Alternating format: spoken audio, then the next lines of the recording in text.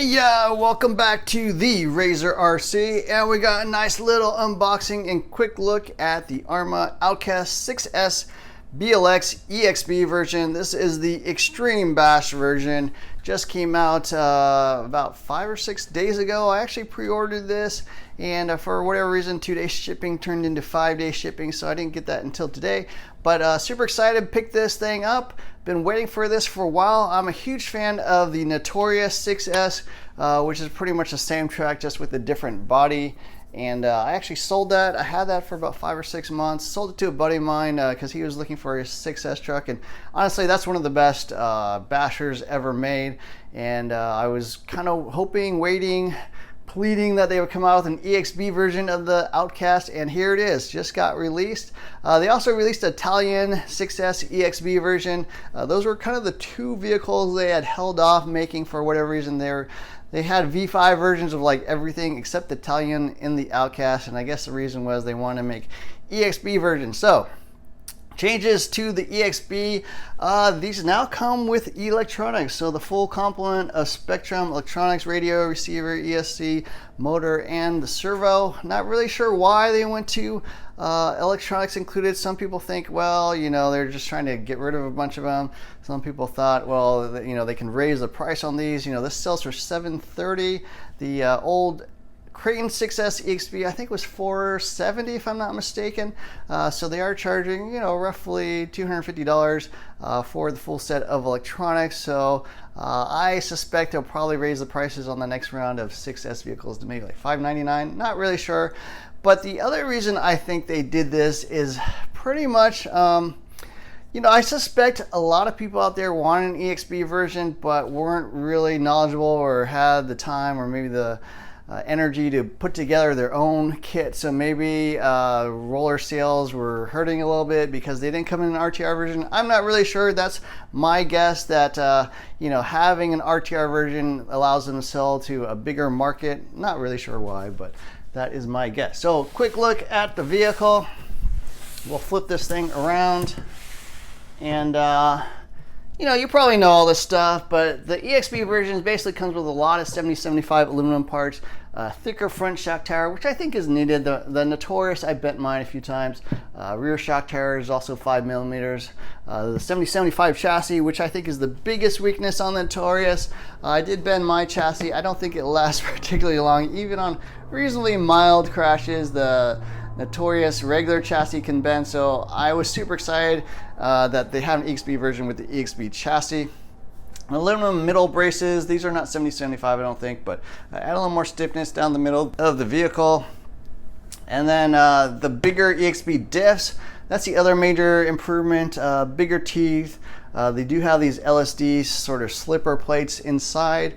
It's questionable whether that really helps or not, but those are improved over the original Creighton EXB. And then they got the safety gears, improved hinge pin braces, and aluminum top plate, which is nice. The sort of wraparound Super Bash style bumper, the Outcast body, of course, coming in matte black and sort of a gloss black gray as well. And then not too much going on the arms. I mean, they did update the arms in the V5 version, so that's welcome, as well as sort of the V5 shocks. That is a big improvement. And then really the new stuff, all the electronics. So the Spectrum firmware 150 amp ESC, same as the V5s. The 4074 motor, 2050 kV, again, same as the V5s. I don't remember them coming with a heatsink. I don't think the V5s come with a heatsink. Somebody correct me if I'm wrong. So that may be new. The S652 servo, metal gear. Actually pretty decent servo. I never broke one of those, so that is an improvement over like the S651 servos, which comes on kind of their lower end or older vehicles. So yeah, they do have new electronics. The big one that's not listed here is they do come with a new radio, the DX3, which comes on their higher end RTRs. Can kind of see it here on the side. So DX3 radio, probably the best RTR radio in my opinion, and it does come with a brand new receiver, the SR6110AT. So I guess that's a telemetry and AVC capable receiver. I think that's brand new. I don't recall this coming on any other vehicles. The Vortex comes with like the SR6200. The older ones were like the 6100 receiver. So I think it's a 6-channel AVC and telemetry capable receiver. So that's pretty cool. So pretty much the best electronics. That again is an upgrade over the V5s. The V5s come with the SLT3 and a SR315 receiver, kind of lower end radio, lower end receiver. So I'm super excited about seeing that. I'm a big fan of actually Spectrum radios on RTRs. That's pretty much it for the box. Let's take a look inside and take a closer look at the vehicle. I have to say the Outcast is a stunning looking vehicle in person. I like the styling of this a little better than the Notorious. Notorious is fine, it's kind of got that old Ford pickup look, but this looks a little cooler to me. So yeah, here we go. We got the backflip tires, excellent tires, one of the best tires out there, certainly on an RTR. The EXB variety, which you know, it's kind of medium weight, not super heavy duty, but you know, it works pretty well, especially the bed's quite thick actually. Got the roll bar and stuff, so that adds a little durability. Sort of some extra bracing here underneath, a little stickers to so you don't scratch up your body. I don't think it has the real steel type, what do you call it, scratch and ding type look, but yeah, really nice body. Other extra parts.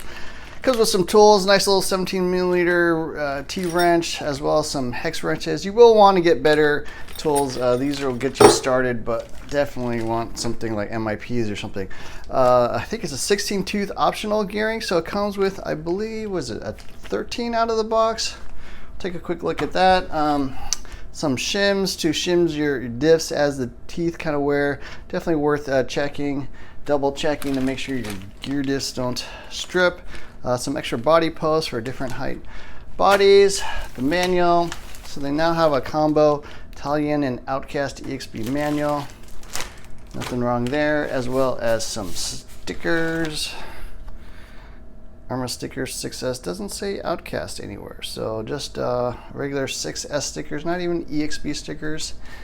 And then finally a little speed chart to show you what's going on. So yeah, it does have a 16 tooth and a 12 tooth is stock. 50C minimum batteries. You definitely want some good batteries to get higher levels of performance. Radio comes with the DX3, fantastic radio. All your adjustments, throttle trim, steering trim, brake rate, steering rate or AVC control, 3 channels, foam wheel, 4 double A's, DSMR technology. So if you don't like this radio, you can hook this up to any other Spectrum radio like a DX5C or DX5 Pro, something like that. And it also has endpoint adjustment. I do have a video on that. Something you want to check out of the box is your endpoints and set those correctly. But yeah, fantastic radio, fantastic receiver. Certainly what I would prefer out of all my vehicles. Here's the vehicle itself. For whatever reason, yeah, the Outcast and Notorious, a little soft on the rear end. Preload, I would probably add a little bit more. You can see it kind of leaning back a little bit. They do tend to be a little bit soft in the rear just to give you a little more traction. It does tend to wheelie a little bit more because the weight transfers to the back. But yeah, super nice. Aluminum shocks, the really thick EXB highly desirable shock towers, the standard brace with the EXB chassis braces. Yeah, I think this is a new heatsink. I don't think they had heatsinks before. Spectrum 150 amp ESC. These are actually one of the best ESCs on the market. They got tons of adjustments. I think you can either adjust like low voltage cutoff, punch of course, even timing as well now on these. My Notorious had all those adjustments, so pretty dang cool. Yeah, it's got the Exp Turnbuckles. These are heavy duty versions of the regular ones, the Exp arms that they included also on the V5s. Nice big thick shock sort of bumper here on the front, shock guards, nothing new there. Aluminum shock caps, pretty cool to see. The spring rates tend to be perfect on these. It does have the EXB hinge pins with the sort of like set screw type thing to hold the hinge pins in brace, so those have been beefed up, as well as the upper arms and upper hinge pins on the EXB versions with the aluminum top plate as well. So fantastic vehicle. Obviously short wheelbase version. I do have a Crane 6S, and that I think is a little bit better for long distance jumps, high speed type things, a little easier to drive. This is a little more maniacal, better for flips. You can do, you know, triple, maybe even quadruple backflips. Never did a quadruple one, but we'll have to see if I can do that on this. Motor and ESC, I did find a little slow on my Notorious. I won't lie. That thing certainly was not as quick as the latest round of the Team Corrales stuff. The Team Corrales, those of you who don't know, is another brand that makes a very similar line of 6S 1/8 scale vehicles. So they pretty much have a competitor to every vehicle in the Arrma lineup, but they do come with better electronics in my opinion. They are faster. I was originally going to buy an Outcast EXB, assuming it was a roller, and put in the Team Corrales electronics because I do find them faster, but this does come with electronics, so we'll try this out for a while, see how it runs. But yeah, it is possible I may still want to put in my Team Corrales stuff. I have a whole new set of that looking for a vehicle to be put into. So a lot of adjustments on the battery straps. This is one of the best battery trays on the market. A lot of protection up front. It's actually like fully enclosed on the front end, so as you smash into stuff, kind of can take the full brunt of those impacts.